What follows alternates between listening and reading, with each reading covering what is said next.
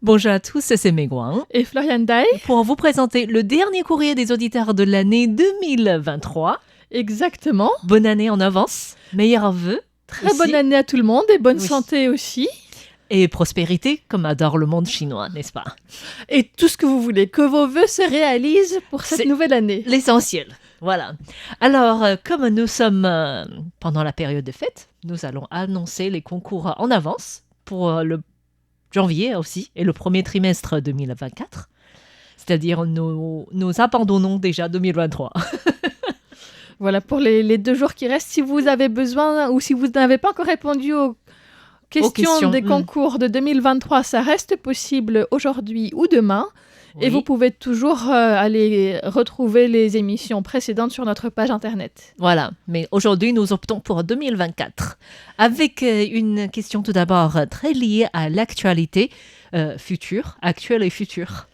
Pour le mois de janvier, effectivement, vous savez très probablement, en tout cas vous savez sûrement si vous écoutez régulièrement nos émissions, que janvier est un mois d'élections à Taïwan, élections présidentielles et législatives.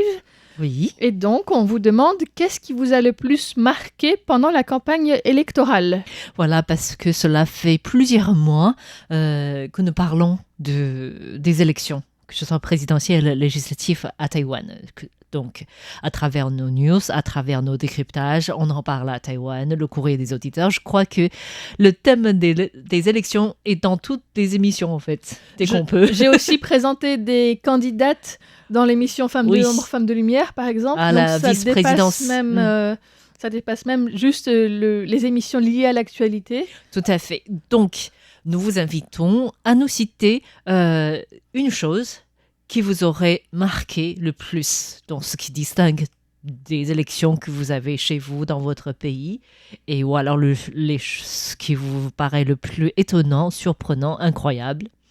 Oui. Voilà, donc il n'y a pas de bonne ou de mauvaise réponse. Non. Il faut juste que ce soit quelque chose qui se soit effectivement passé pendant cette campagne. Voilà, nous sommes curieux de savoir vos remarques. C'est surtout ça, en fait. Et donc, nous tirerons au sort 4 petits sacs de couleurs. Oui, et c'est tout petit. On peut mettre des pièces de monnaie dedans, par exemple. Ou un peu plus, un portable, ça rentre aussi très facilement dedans, un porte-monnaie, enfin... Possible. C'est la taille d'un petit sac à main, disons. Waouh. Tout petit. J'ai besoin d'un un peu plus grand sac pour mettre tout l'argent. Non, je plaisante. Voilà, donc ça, c'est un petit sac qui sert à beaucoup de choses, en fait. Bien pratique. Voilà. Proposé par Tiffany, bien sûr. Et pour le concours trimestriel? Alors, c'est quelque chose de très culturel, artistique, pour commencer l'année. Et pour faire un bilan de l'année dernière, en fait, quelque part, parce que ça, c'est le concours donc, de janvier, février et mars 2024, mais il porte sur l'année 2023. Voilà, nous vous invitons à nous citer 3 artistes, écrivains, cinéastes, danseurs, toutes sortes de métiers liés à l'art, à la culture, à la littérature. 3 personnes. 3 Taïwanais qui ont fait un passage en France, que ce soit pour une tournée ou un concert, un spectacle, un partage de livres, tout en fait. Voilà, quelque chose lié à la culture. Et donc, quelqu'un originaire de Taïwan qui soit passé en France en 2023 pour parler de son travail. J'ai envie d'ajouter même des musiciens ou du rock pour rester dans l'actualité taïwanaise. Il y a des petits indices qui se glissent là-dedans. Oui, parce que récemment, ces derniers jours, en fait, les actualités taïwanaises, d'ailleurs chez nous, chez RTI français, ça concerne un groupe qui a été ciblé par la Chine, qui aurait été ciblé par la Chine. Maintenant, les deux côtés accusent l'autre de falsification d'informations, de fausses informations. Mais ce groupe a été aussi en France. Voilà, donc c'est un groupe qui tourne à la fois en Chine et en France, qui vient dans de le Taïwan. monde en fait. Oui. Et les cadeaux pour ce concours, alors, ce sont 4 petits couteaux à lame de céramique, donc la lame est repliable, et quand ils sont pliés, ils ont l'air, ils ressemblent un petit peu à un perroquet. Ouais, un petit oiseau, un perroquet, effectivement. Voilà, c'est les cadeaux retrouvés par Tiffen pour débuter l'année en violence. Côté pratique de Tiffen. C'est vrai que c'est un cadeau très utile. Oui, parce que c'est tout petit, on peut le plier et mettre dans une poche, en fait, par exemple. Voilà. Et comme c'est en céramique, ça rouille pas, donc ça va très bien pour éplucher des fruits, par exemple. Oui, ça marche pour les campings ou des activités pique-nique, en fait, par exemple. Voilà, donc le temps que ça vous arrive, il fera meilleur temps en Europe, donc, en tout cas. Donc ça sera déjà le temps de ressortir, manger des pique-niques à l'extérieur, même si pour l'instant, j'avoue que c'est un petit peu frisqué pour ça. Donc comme c'est un concours trimestriel, ça va en fait. Voilà. Donc bon courage pour ces activités. Il y en a 4. Il y a 4 petits couteaux et il y a également un troisième concours supplémentaire proposé par Valentin. Voilà, puisqu'il s'était rendu au salon de l'automobile. Oui. Et il demandait d'interagir avec la page Facebook et la page Internet, puisque en fait c'est plus une demande de participation de votre part qu'un concours. Pour y participer, il faut se rendre sur la page Facebook et retrouver l'article épinglé donnant le lien vers la page des élections. Vous pouvez aussi retrouver la page des élections directement sur le site de RTI. Mais l'objectif, c'est aussi ensuite de partager ce lien vers la page des élections de Radio Taïwan International en français et de laisser un commentaire dessus sur Facebook. C'est possible d'y participer entre maintenant et le 12 janvier, puisque les élections auront lieu le 13. C'est mieux que ce soit avant. Oui. Et comme cadeau, c'est un souvenir qu'il a lui-même obtenu sur le salon d'automobile dont il parlera demain. En fait, on en parle à Taïwan. C'est un sac Suzuki. Voilà, donc c'est un grand sac Kaba et il y aura un gagnant tiré au sort. Voilà, donc c'est aussi un outil bien pratique en fait, je trouve. Voilà, donc bon courage, bonne chance surtout pour la participation de tous ces concours pour débuter bien l'année 2024. Et n'oubliez pas, dans 2 semaines, c'est les élections présidentielles et nous vous rappelons encore que, exceptionnellement pour ce week-end, le courrier des auditeurs sera diffusé le dimanche au lieu de samedi habituellement parce que samedi, c'est le jour des élections. Et donc le soir, il y aura une émission spéciale sur les élections que nous vous invitons aussi à suivre parce que ça sera une journée très pleine avec beaucoup de choses à vous partager. Avec beaucoup de passion et vous aurez probablement vos réponses pour participer au concours du mois de janvier. Également, bien sûr. Donc, voilà pour l'actualité. Avant de passer aux questions, j'aimerais aussi remercier et saluer toutes les personnes qui nous ont écrit cette semaine. Vous étiez aussi nombreux et nombreuses à nous envoyer vos vœux de bonne année, donc merci beaucoup. Merci à vous tous, que ce soit des cartes virtuelles, des petits mots, ça nous fait plaisir. Oui. On n'a pas encore reçu beaucoup de cartes en papier, mais ça prend un peu de temps avec la poste. Ça commence à arriver. Il y en a déjà quelques-unes aussi, donc ça fait aussi toujours très plaisir de recevoir une carte en papier. Voilà, donc nous disons bonjour à Daniel Villon. Gilbert Dupont. Il y a aussi Gilles Gauthier, Jean-Michel Aubier ou encore Christian Guibordou. Mais aussi merci à Nagmouchi Noiri, à Farid Boumchal, à Nicolas Pénaran, Salem Akhtar Shadar, qui nous écrit du Pakistan, André Bio, Ratin Kumar Paul, Philippe Marsan, Abdelila Izou ou encore Cristal Gendre. J'espère que nous avons raté personne en fait, parce que vous êtes vraiment très nombreux. Alain Carclier, Radio Club du Perche, Abid Hassam Sajid, j'espère que j'ai bien prononcé. En tout cas, un grand merci à tous les auditeurs qui nous ont envoyé des courriers ou des cartes récemment. En fait, voilà. Et maintenant, et aussi Jacques Augustin qui nous a envoyé des vœux, mais aussi des courriers. Avec des questions. Avec des questions. Jacques Augustin et Maggie Roy également, dont on répondra aux questions tout à l'heure. Oui, alors on peut commencer tout d'abord par une question. Enfin, il a posé 2 questions, effectivement, de Jacques Augustin. À commencer par... c'est assez lourd, en fait. Le respect des droits de l'homme à Taïwan. Oui, ça va faire un petit changement d'ambiance. Est-ce qu'il existe des prisonniers politiques aujourd'hui encore à Taïwan ? Ça, c'est la deuxième question est beaucoup plus facile. Il n'y a d'un plus de prisonniers politiques. Et au niveau du respect des droits de l'homme, des droits humains, ça c'est une question très complexe. Oui, parce que c'est un domaine qui englobe beaucoup de facettes, beaucoup de choses. En fait, c'est très vaste. Oui, tout d'abord, on peut dire ce que le gouvernement a fait selon le gouvernement. Voilà. En fait, sur les 9 grandes conventions internationales sur les droits humains, Taïwan en applique 5, notamment le Pacte international relatif aux droits économiques, sociaux, culturels. La Convention sur l'élimination de toute forme de discrimination à l'égard des femmes, Convention relative aux droits de l'enfant, celle concernant des personnes handicapées. Et le gouvernement a commencé à proposer un plan d'action nationale en 2022 en mettant l'accent sur le droit des autochtones, le groupe LGBTI, mais aussi les sans domicile fixe, les travailleurs migrants, les personnes âgées, les personnes handicapées et aussi, on peut dire bien sûr, les réfugiés, si on peut utiliser ce terme de réfugiés à Taïwan. Alors, avec ces plans, il y a 154 projets qui ont été mis en place et focalisés sur 2 sujets en fait, donc le renforcement du mécanisme de protection des droits de l'homme, l'inégalité, la discrimination, la protection des droits à la vie, l'éducation sur les droits humains, la justice au logement, le changement climatique et les droits de l'homme, le droit de l'homme numérique ou encore la protection des droits des réfugiés. Donc le gouvernement de Taïwan est en train de travailler sur tous ces sujets-là.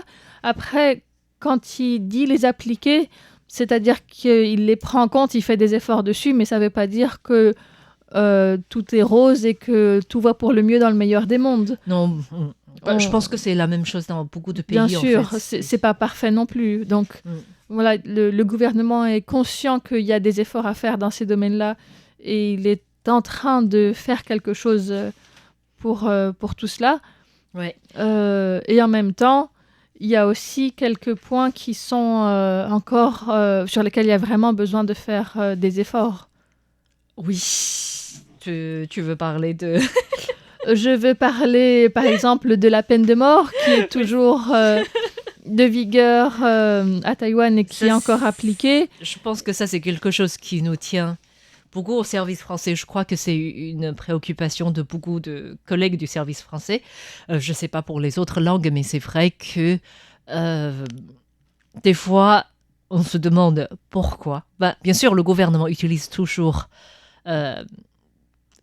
la raison ou le prétexte de manque de consensus au sein de la société taïwanaise pour abolir la peine de mort. Voilà. Alors qu'on sait pertinemment que c'est très souvent lorsque les lois changent que l'opinion publique se met à changer aussi. Et que comme c'est un volet, j'estime que c'est un volet relativement simple par rapport à d'autres sujets qui impliquent beaucoup d'acteurs.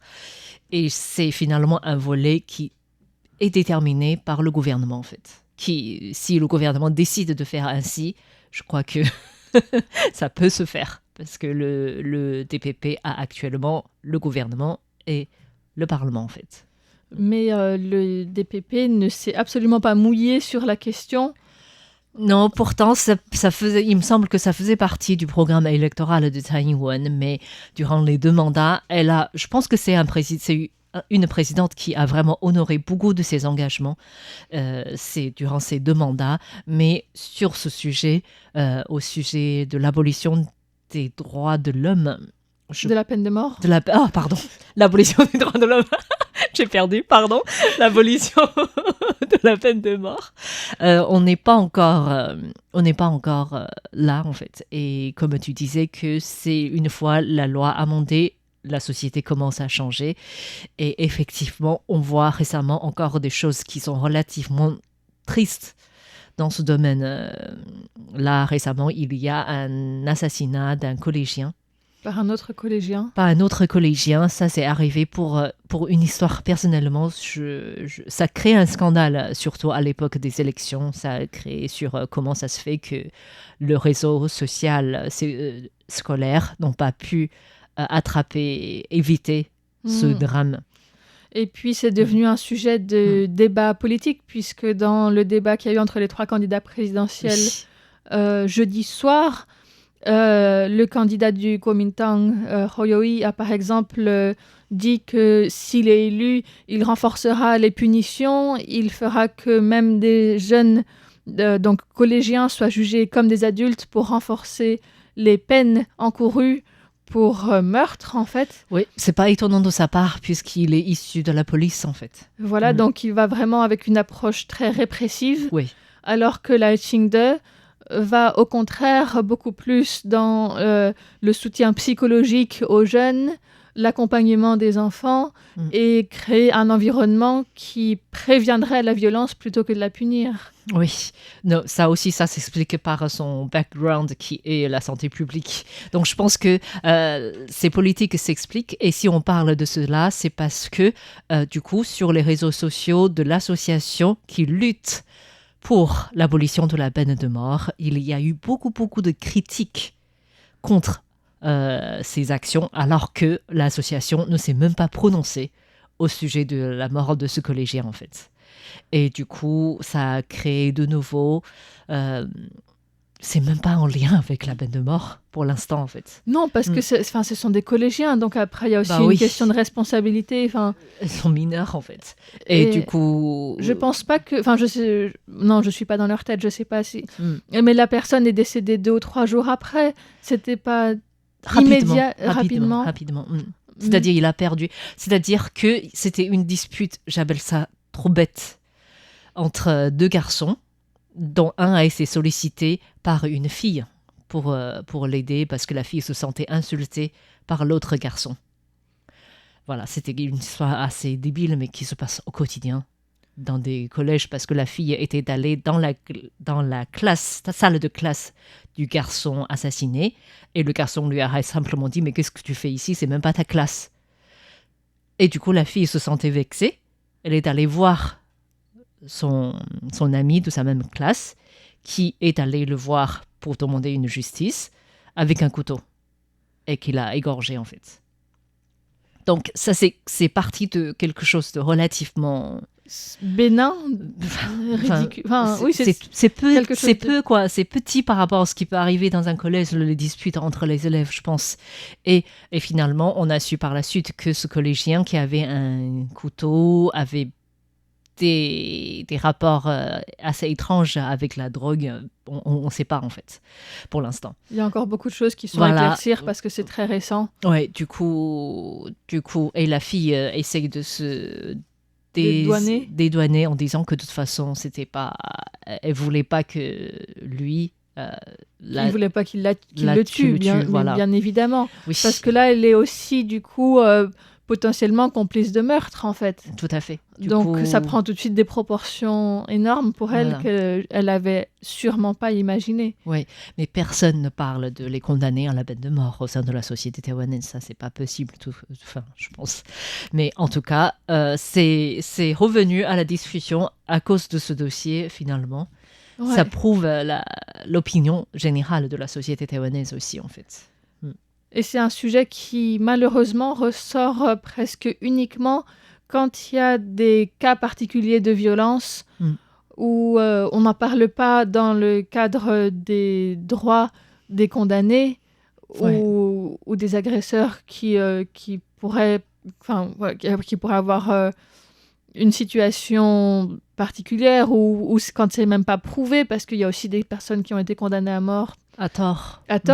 Oui. Et donc ça, on en parle très très peu, et c'est à chaque fois quand quelqu'un se fait tuer que le débat, donc toutes les accusations ou tout le support qu'il y a pour la peine de mort ressort très très fort. Parce que beaucoup de Taïwanais croient encore l'œil pour l'œil, dent pour dent, et des sanctions strictes permettent de restreindre la criminalité. Alors qu'on sait très bien que c'est pas le cas. Non, pas du tout même. Mais voilà, donc ça c'est un sujet des droits humains qui est encore très sensible à Taïwan et pour lequel il y a encore beaucoup de choses à faire. Oui, donc il faut attendre le prochain dirigeant taïwanais pour voir si le dossier peut effectivement évoluer comme celui de Mariage pour tous, par exemple. Ouais.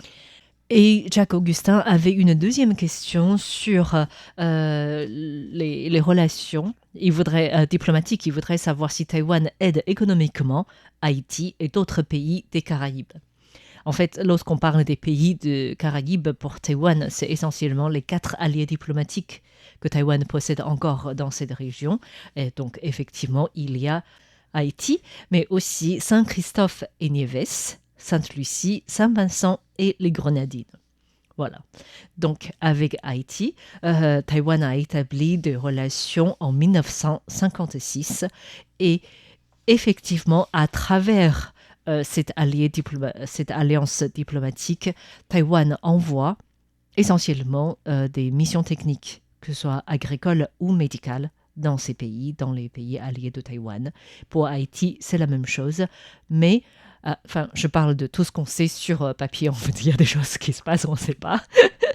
Mais si Haïti connaît, par exemple, un drame, une catastrophe naturelle, Taïwan fait don, là on sait, de l'argent direct pour les secours ou pour la reconstruction d'un pays, en fait. Voilà, et donc c'est un peu la même chose aussi pour les autres pays des Caraïbes. Voilà. C'est tout à fait ça. Et on peut aussi rappeler que en 2010, donc en janvier 2010, Haïti avait connu un très grand séisme de magnitude 7 qui a provoqué plus de 160 000 morts, avec 1 million de personnes sans domicile par la suite. À l'époque, donc, Taïwan avait envoyé de l'argent, mais aussi de secours de la part du ministère de la Justice. Et je parle de ce dossier parce que en novembre de cette même année, donc à la fin de cette année 2010, l'ancien président américain Bill Clinton avait fait une tournée en Asie du Sud-Est et il a ajouté au dernier moment une étape, Taïwan. Et là, dans son discours, il a parlé de modèles de coopération entre Taïwan et le monde, mais il a surtout cité le travail de Taïwan, parce que lui-même, il était responsable de la reconstruction de Haïti, de cette catastrophe. Et il a cité l'exemple de Taïwan qui avait tout envoyé, que ce soit matériel ou alors le secours. Il a dit que Taïwan, dans ce drame, Taïwan a construit un système viable de secours, en fait, qui est faisable, en fait, de secours. Donc, c'est comme il a dit que tous les pays n'ont pas ce genre de capacité, en fait.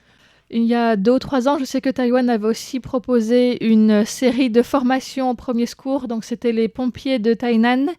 Et il y avait toute une série de cours depuis l'anatomie jusqu'aux réponses à donner dans différents cas de figure, le matériel, l'équipement, comment fonctionner, comment s'organiser. Donc, il y a aussi non seulement des secours qui sont apportés directement en cas de catastrophe, mais aussi une volonté d'aider les Haïtiens à construire eux-mêmes une équipe médicale qui soit indépendante après par la suite. Et ça, je trouvais ça très intéressant aussi. Oui. Donc, des coopérations techniques, en fait, concrètes existent entre les deux pays. Le don économique, le don d'argent direct, on ne sait pas, en fait, parce que le gouvernement estime ne pas pratiquer la diplomatie de carnet de chèques. Donc, on n'a pas vraiment des données à ce propos, mais des coopérations économiques existent, en fait, dans les deux pays et les pays d'autres de Caraïbes aussi. Voilà, donc on remercie Jacques Augustin pour ces questions. Merci. Et je voulais répondre aussi à une question de Maggie Roy, ou une série de questions même. D'abord, elle nous demandait si le dernier bulletin du Radio Club DX nous est bien parvenu. Oui. Donc oui, la réponse merci est beaucoup. oui. Et merci pour l'article portant sur le Maliovok chez les Païwan. Ça fait toujours plaisir de voir que les émissions trouvent un écho un petit peu plus loin. Tout à fait. Et puis, elle nous disait qu'elle n'avait pas trouvé sur notre site l'émission annoncée de Suzanne sur les femmes de réconfort durant l'occupation japonaise. Voilà, c'est bien un mystère. Puisque l'émission n'est pas encore diffusée, en fait. Voilà, l'émission est prête, mais on voulait attendre que d'autres émissions soient aussi finalisées pour diffuser en série. Mais vu le stade d'avancement des dossiers, on va peut-être diffuser très prochainement, en fait. On vous dira. Voilà, mais donc c'est normal si vous ne l'avez pas encore trouvée. Par contre, elle est dans nos tiroirs et elle sortira bientôt. Voilà. Par contre, Lisa avait fait plusieurs émissions sur les femmes de réconfort aussi. Voilà, en 2019, en 2021 et la dernière en janvier 2023. Et donc, les liens vers ces 4 émissions seront dans la description de cet article aujourd'hui. Voilà. Donc, il y a des interviews, il y a beaucoup de choses. C'est très intéressant. Je les avais entendues il y a beaucoup de temps. Mais je vous recommande cette écoute si ce sujet vous intéresse, en tout cas. Oui. Ensuite, la suite de la question. Maggie Huang demandait si la Cour... elle notait que la Cour suprême coréenne a admis le bien fondé de leur requête pour être enfin reconnue victime sexuelle et donc obtenir des indemnisations. Elle demandait qu'en est-il à Taïwan. Il serait temps avant que toutes ne disparaissent. En fait, elles sont toutes déjà décédées. Ces 10 dernières années. La dernière est morte le 10 mai 2023, donc il y a moins d'un an. Oui. Il n'y aura pas de compensation ou d'indemnisation de leur vivant, mais il y a toujours la fondation Taipei Women's Rescue qui continue à travailler pour que l'histoire de ces personnes, de ces femmes, soit enseignée à l'école, pour qu'elle soit incluse dans les manuels scolaires, dans les livres d'histoire et dans les musées d'histoire nationale également, puisque ce n'est pas toujours le cas. Et leur troisième demande, c'est que le gouvernement japonais présente des excuses et indemnise les familles. Et donc ça, c'est pas encore le cas du tout. Je pense que ça... c'est assez peu probable que ça se passe. Oui. Donc cette fondation le demande. Le gouvernement de Taïwan le mentionne très rarement parce qu'ils souhaitent plutôt avoir des bonnes relations avec le Japon et donc ils n'ont pas envie de ressortir des sujets qui fâchent. Donc c'est souvent un sujet qui est plutôt évité. Je ne sais pas si c'est un sujet évité ou non, mais je pense qu'il faut le sortir au bon moment. C'est peut-être ça l'approche du gouvernement. Parce que le gouvernement a reconnu aussi que ces personnes ont existé et ont souffert. Et du coup, le gouvernement taïwanais. Le gouvernement taïwanais, voilà, ouais. pas japonais. Et du coup, dans les négociations avec le Japon, c'est sûr qu'ils ne sont pas vraiment très actifs dans ce domaine. Ça, il faut le reconnaître. Mais je ne sais pas si c'est un sujet évité volontairement, en fait. Ça c'est difficile à dire, oui. C'est vrai. Mais donc voilà. Et puis, une autre demande de cette fondation, c'est déjà qu'il y ait plus de fonds du gouvernement, parce qu'il y en a très peu. À la fois pour le musée Hama, qui est un tout petit musée qui a du mal à préserver les archives en bonnes conditions, à survivre, à financer des études, par exemple, à ce sujet-là. Donc là, il y aurait d'autres choses à faire. Et puis également changer le nom, puisque Femmes de réconfort, c'est vraiment un euphémisme, et serait beaucoup plus correct de dire esclaves sexuels militaires. Voilà, donc ça c'est un dossier à suivre, parce qu'on espère que ça peut évoluer aussi à l'avenir. Voilà, merci à Maggie Roy d'avoir posé ces questions. Merci à tous d'avoir suivi le courrier de cette semaine présenté par Megouin et Florian Dai. Bye bye. Bonne année. Hello.